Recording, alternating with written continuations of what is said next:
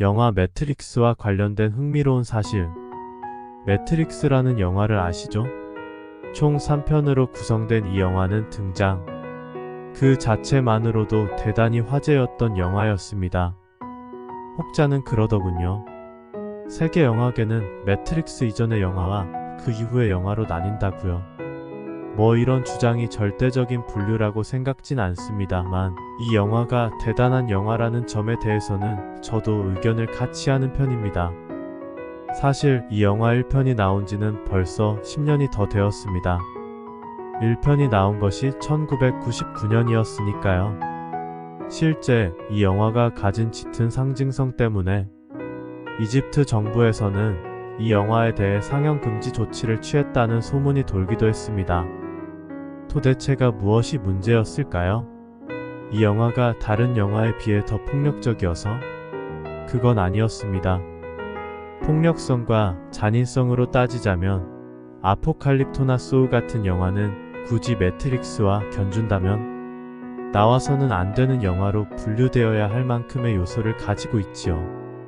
이집트 정부를 비롯해서 이 영화가 논란의 중심이 된 이유는 이 영화의 선정성이나 폭력성 때문이 아니었습니다.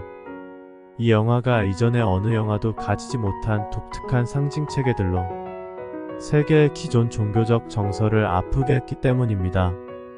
SF적 요소가 종교적 요소와 결부되기 힘들다는 통념을 깨버리고 영화 자체가 하나의 커다란 상징체계가 되어버린 것이지요. 등장인물들의 이름부터 이 영화는 많은 상징적 의미를 담고 있습니다. 메시아라는 속뜻을 담고 있는 네오라는 단어가 이 영화 주인공의 이름입니다.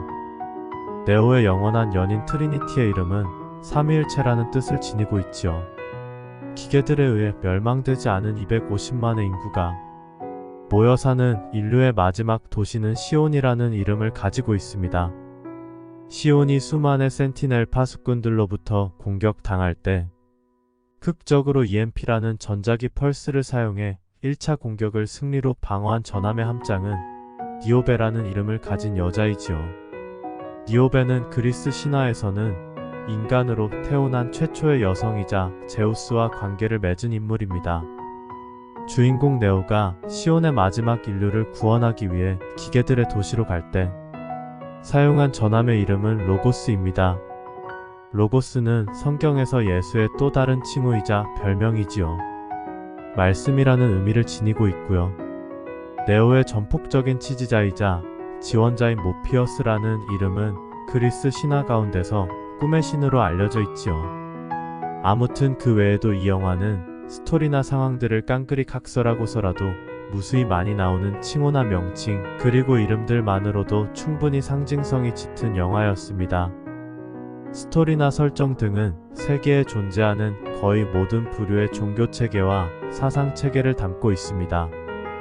메시아 사상, 윤회, 환생, 부활, 죽음 등과 같은 요소들을 설명하기도 하지요. 인물들의 대사를 통해서가 아니라 전체적인 흐름과 분위기로 영화가 말하려는 것을 이해하도록 합니다. 거기에 더해 안다는 것과 이해한다는 것, 그리고 깨닫는 것의 차이가 무엇인지를 이 영화는 설명합니다. 안다고 해서 다 이해할 수 있는 것이 아니었고 이해한다고 해서 다 깨닫는 경지에 이르는 것은 아님을 이해하게 됩니다. 깨달음이라는 난해한 명제를 모피어스와 네오의 차이를 통해 간접적으로 아주 효과적으로 설명합니다. 모피어스는 매트릭스가 진짜 리얼월드 현실이 아님을 알고 있고 피부로 이해하고 있지만 매트릭스 상에서의 보이는 감각적이고 물리적인 요소들의 지배를 받을 수밖에 없습니다. 하지만 네오는 매트릭스 상의 모든 물리적 요소들이 숫자와 기호들로 이루어진 데이터 체계일 뿐임을 온전히 깨닫고 있습니다. 따라서 매트릭스 내에서 그는 모든 물리법칙을 초월해 활동할 수 있습니다. 심지어 총알을 피할 필요성도 없게 되지요. 영화 매트릭스는 도교나 유교 같은 동양적 사상을 자연스럽게 반영하고 있기도 합니다. 네오의 정신적 해탈의 바탕이 되는 핵심적 계기 중 하나는 예언자이자 제어 프로그램 중 하나인 오라클을 만나러 갔을 때 보게 된 한 소년과의 대화 중에 일어납니다. 소녀는 네오에게 스푼은 없다는 얘기를 하는데 이 한마디가 네오의 활동 전체에 영향을 준 중요한 말 가운데 하나가 됩니다. 실제로 네오는 시온을 구하기 위해 메인 프레임에 접근하는 중에도 스푼은 없다는 메시지를 되뇌입니다. 그가 마지막으로 기계들의 도시로에 돌아올 수 없는 여행을 떠나기 직전 받게 되는 천에 쌓인 선물은 팝숟가락 한 개입니다. 스푼은 없다. 전형적인 동양의 공 사상과 관련이 있는 것이죠. 모든 것은 하나이며 결국 모든 것은 연결되어 있다는 메시지가 영화 전체의 일부로 존재합니다. 쓰다 보니 매트릭스라는 영화 시리즈의 리뷰처럼 되어버렸네요. 아무튼 이 영화가 대단한 영화임에는 틀림없는 것 같습니다. 등장인물들의 대사 하나하나가 하나의 정돈된 메시지처럼 수많은 의미를 담고 있는 이런 영화는 찾아보기 힘들 거라는 생각도 듭니다. 이 영화를 제작한 워쇼스키 가족의 내면적 발상이 한편으로는 탄성이 나오기도 하고 영화 가운데 나오는 끝도 없는 수많은 암시와 복선, 꼼꼼함과 치밀함에 놀라기도 합니다. 이 투친 가족은 물질 세계를 휘어잡고 있는 힘에 대해 뭔가를 알고 있었던 것일까요? 그들이 이 영화를 보는 이들에게 전달하고자 했던 무언의 메시지는 헤아리기 힘들 정도로 깊은 의미가 있는 듯합니다. 실제 이집트 정부와 관련된 일이나 이 영화가 개봉되었을 당시의 각 종교계가 보인 반응들, 그리고 이 영화가 만들어낸 소문이나 각국의 에피소드들을 보자면 당시 이 영화의 내면적 힘이 어느 정도였나 어렴풋이 가늠할 수 있습니다.